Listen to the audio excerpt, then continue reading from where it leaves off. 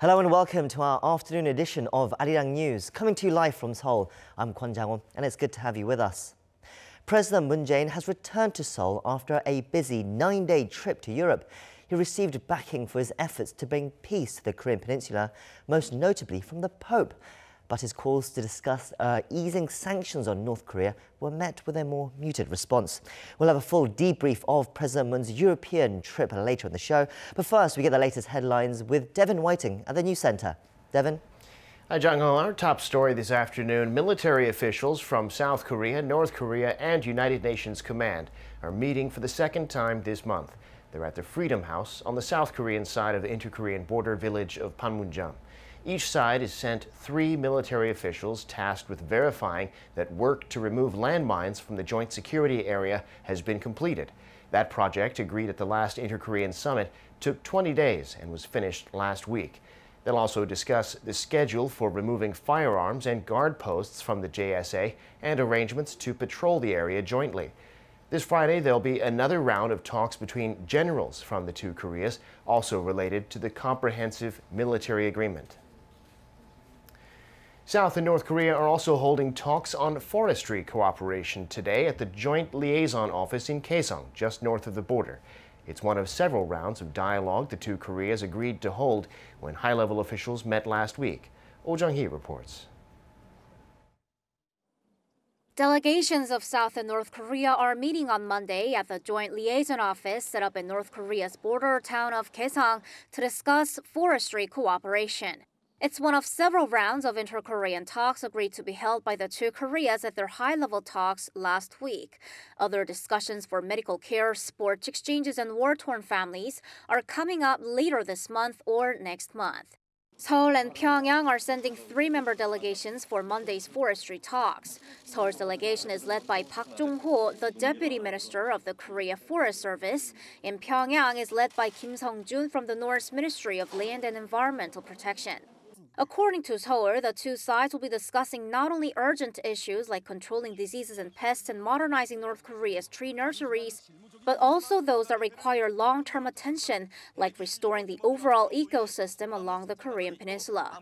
Through the talks, South and North Korea may come up with schedules for joint inspections on disease and pest control and determine where to set up tree nurseries.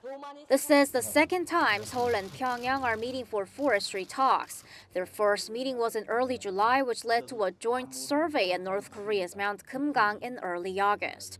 Seoul is especially keen to foster forestry cooperation with North Korea, as that's the area least influenced by international sanctions imposed on the North. Oh Jung-hee, Arirang News. South Korea's Air Force will hold an exercise in December as scheduled, despite the possible suspension of an upcoming joint air defense drill with the United States.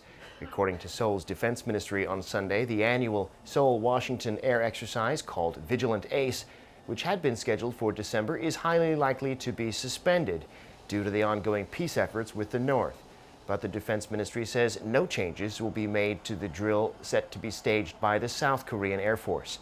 If suspended, Vigilant Ace would be the latest of several joint exercises that have been called off this year to promote dialogue with North Korea. U.S. President Donald Trump is terminating a landmark arms control agreement signed with the former Soviet Union, saying that Russia is violating it and that it's preventing the U.S. from developing new weapons. Experts say pulling out of the treaty, which has kept nuclear missiles out of Europe for 3 decades, could trigger another arms race. Lee Sung-jae reports. President Trump confirmed over the weekend that the U.S. will withdraw from an arms control treaty with Russia. Russia has violated the agreement. We're the ones that have stayed in the agreement, and we've honored the agreement, but Russia has not, unfortunately, honored the agreement. So we're going to terminate the agreement. We're going to pull out.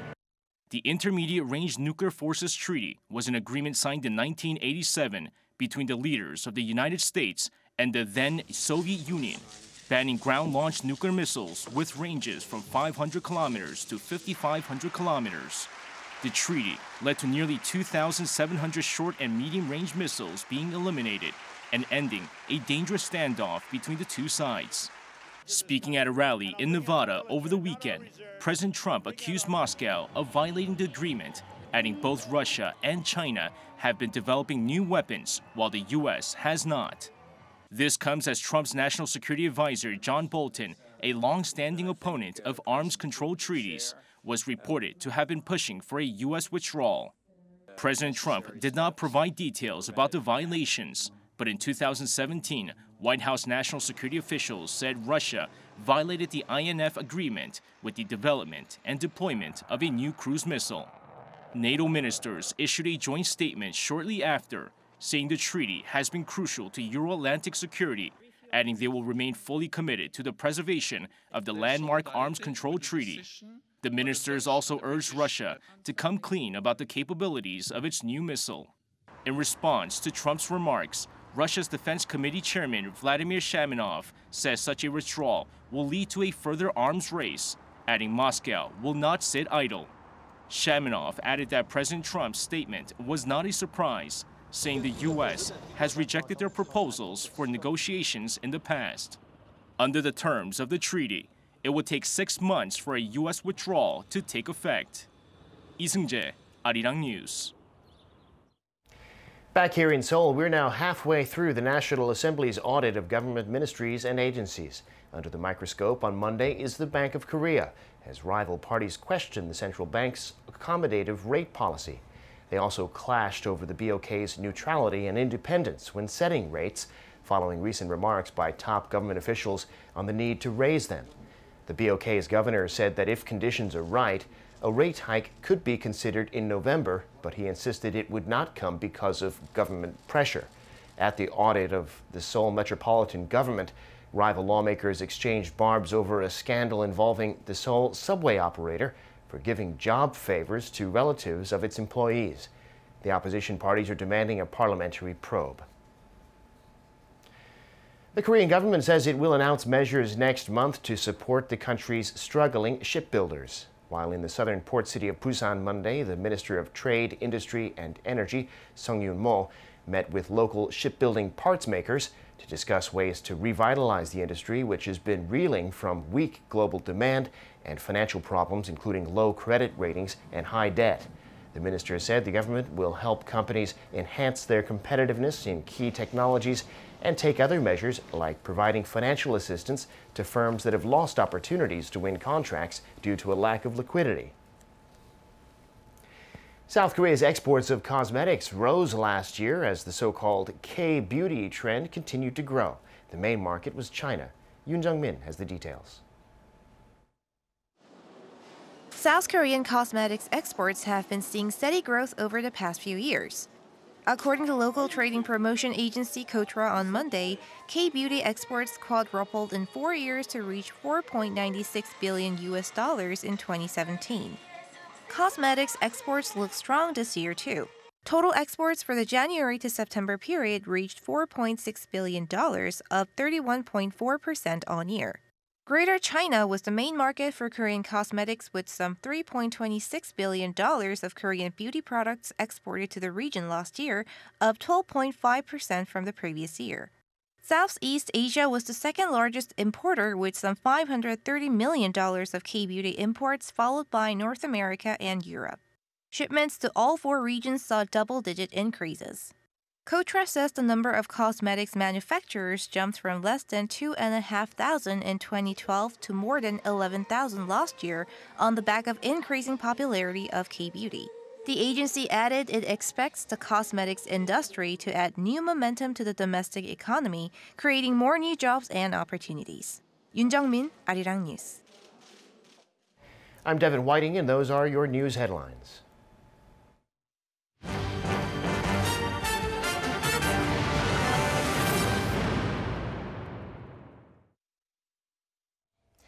It was a packed schedule in Europe for President Moon Jae-in last week. That took him to Paris, Rome, the Vatican, Brussels and Copenhagen. He met with several European and world leaders, including the Pope, who threw his full weight behind President Moon's efforts to achieve peace on the Korean Peninsula.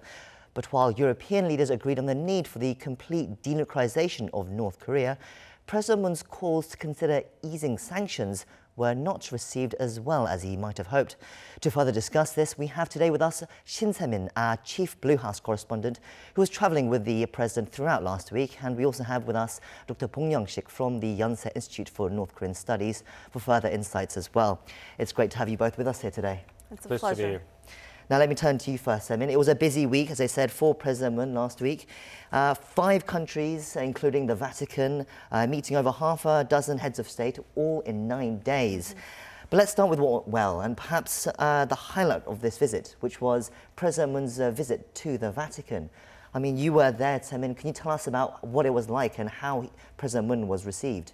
Right. In fact, it was deemed the climax of the president's marathon tour, a 5-nation trip to Europe. Based on what we were told during and after the president's schedule from the Vatican, it seemed as though the Holy See have made a lot of exceptions for the president's visit during that busy time of synod or the meeting of the bishops from around the world. There was that special mass for peace during his trip, which was also held during that busy weeks of the Vatican, which was also presided by the Pope's top diplomat, Cardinal Secretary of State Pietro Parolin. And from the world of Catholic Church, they say it is extremely rare for a foreign country or an individual state to give speech at the Vatican. And the fact that they've squeezed President Moon's schedule into their own busy weeks already signifies that they've been putting a lot of weight into his visit, perhaps even valuing his trip there.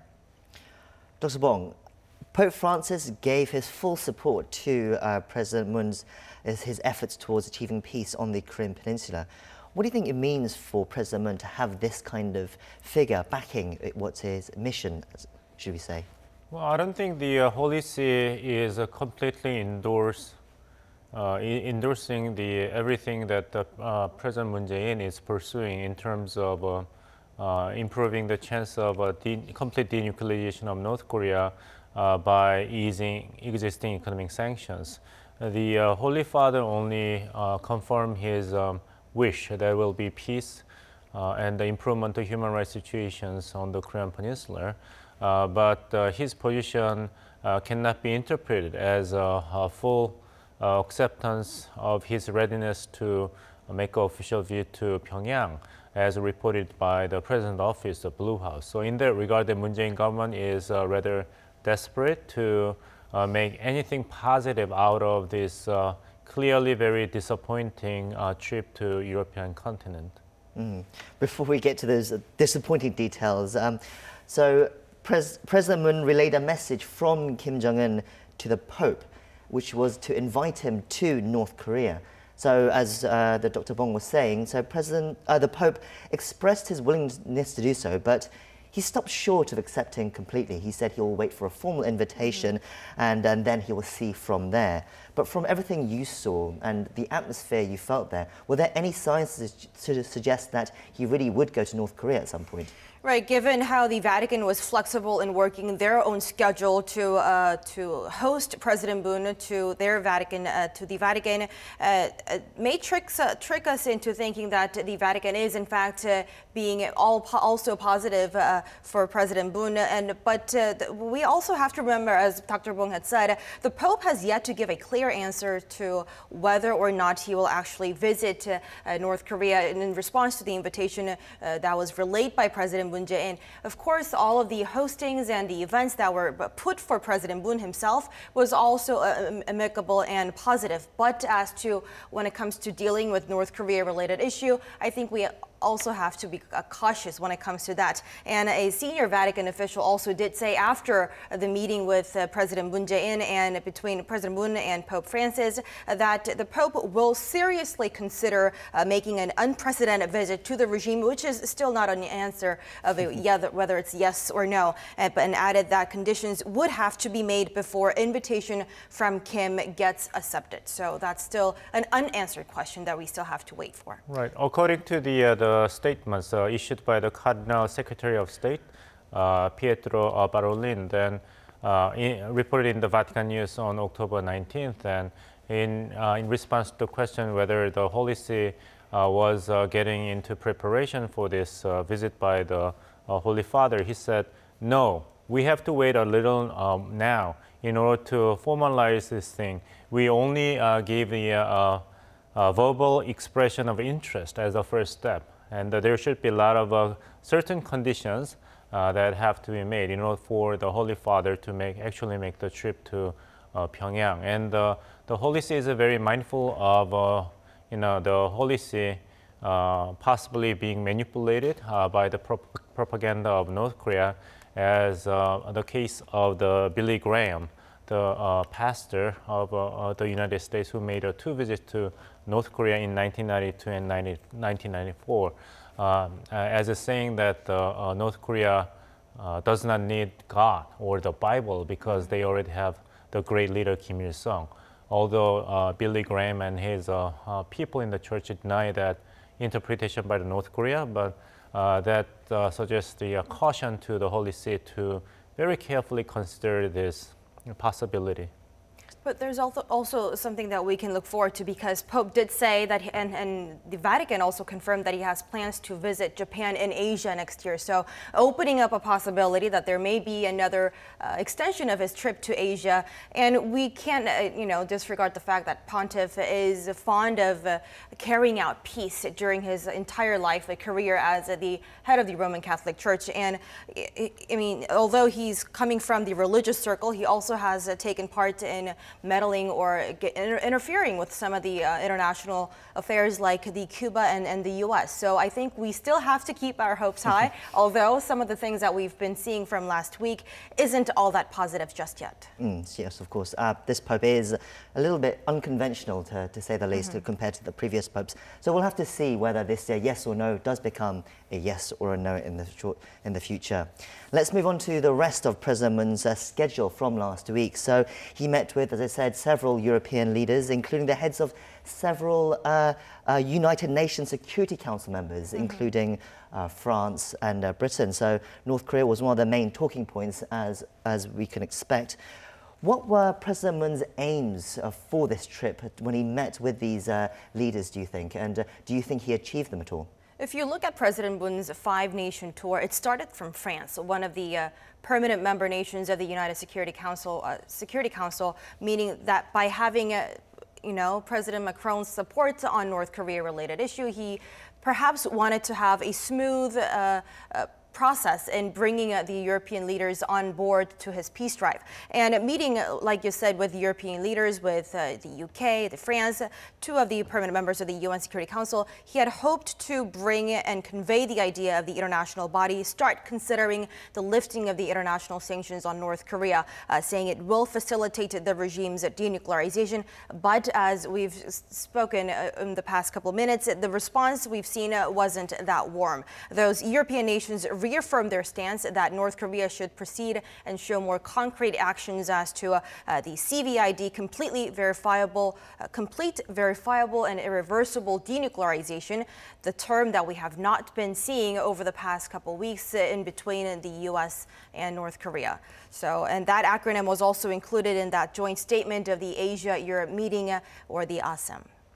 So this emphasis on CVID, Dr. Bong, probably not what President Moon would have hoped for at the beginning of this trip. So do you think this trip was a bit of a failure? Well, it's a failure in terms of President Moon Jae-in failing to listen to the answers from the heads of the state and the leaders gathered at the ASEM meeting, that easing sanction would make a positive effect on the North Korean leadership to move in the direction of complete denuclearization. But it is not a total failure in terms of the South Korean president clearly understanding where the international community, not just the United States, is standing in terms of North Korea's denuclearization.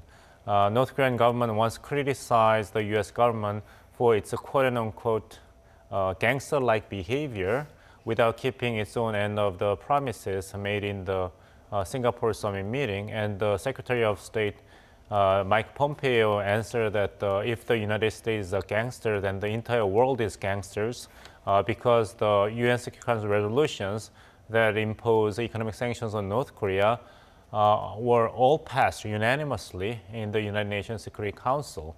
So the lesson that South Korean government learn from this trip is that South Korea needs to persuade not just the United States, but also the entire global community if it is going to make the case that easing economic sanctions, not just the United Nations Security Council resolutions, but domestic economic sanctions by South Korean government would require international support, and which will not be easy.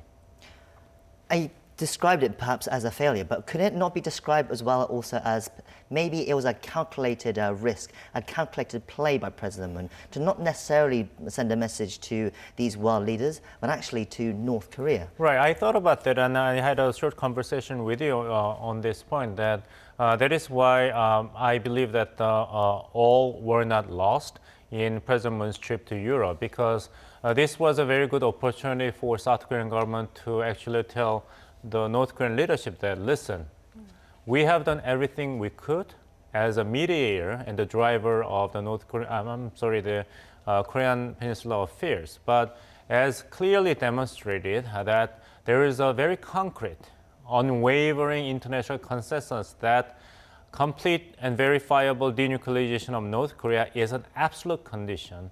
And before North Korea is going to take another concrete and verifiable steps for denuclearization, that economic sanctions would remain in place, and the choice is yours. So in that regard, that this trip is not a total failure. So a mixed bag, to say. So, but then let me turn to you, Semin. So President Moon Jae-in perhaps did not get everything that he might have wanted, but what happens next now? Where does President Moon go next? What does he have to do from now on? I think just as Dr. Bong had said, there is little room the South Korean leader can play at this moment as it waits for another summit between North Korean leader and U.S. President Donald Trump. And it looks like he will be playing that role of being a mediator on the world global stage. So every chance he gets with the world leaders or a summit of its kind, he will use that opportunity to relay the message from North Korea, as he's the one who's been speaking with the North Korean leader just 3 times already this year, and as well as his goal of a peace drive. So, and that will also be at the APEC, the Asia Pacific Economic Cooperation meeting happening next month, as well as the G20 summit in the latter part of next month in Argentina. So we'll be seeing President Moon doing a similar sort of a broker role, playing that broker role on the international stage in terms of North Korea. But before that, I'm assuming that there needs to be movement towards some sort of progress between North Korea and the US, Dr. Bong. Where do you think that is going to go now from here? Well, Secretary of the State Mike Pompeo, in his interview with the Voice of America, that he was really hopeful to have a high-level meeting with North Korean official in about 10 days. I think this is kind of an issuance of ultimatum or warning to North Korean government because of the expected meeting between special representative for North Korea, Mr. Stephen Biegun, with his North Korean counterpart in Vienna failed to take place. So I believe that the United States government is basically relaying the message to Pyongyang that you can play the delaying tactic as long as you want, but your economy will keep bleeding. And we have no intention to rush our schedule, as reiterated by the statement by President Donald Trump himself, that we are not going to rush. We can wait. The remains of the fallen soldiers of the United States have come back to home. And there has not been any missile or nuclear test by North Korea. So we are fine with things as they are. So it should be North Korean leadership that has to make actions if they want to see any benefits out of the Singapore summit meeting. So I guess the United States is ready to play a very long-term game with North Korea at this point. And the summit meeting, second summit meeting between President Trump and Chairman Kim Jong-un seems to have been postponed to early January already. So the message from Washington to Pyongyang is that, and message to Seoul as well, that the United States will never hand over the initiative to control the pace and schedule and the terms of negotiation on the issue of denuclearization to any other country. Well, we'll have to see. You're saying next January. We'll have to see whether it happens before the end of the year or a bit later than that as well. Anyway, I'd like to thank you both for coming in today. We've just run out of time. So Dr. Bong and Jae-in, it's great to have you here today. Thank you. It's a pleasure. And that's where we'll finish. Check back same time tomorrow for more analysis and breakdowns of the day's top stories. In the meantime, thank you for watching and goodbye for now.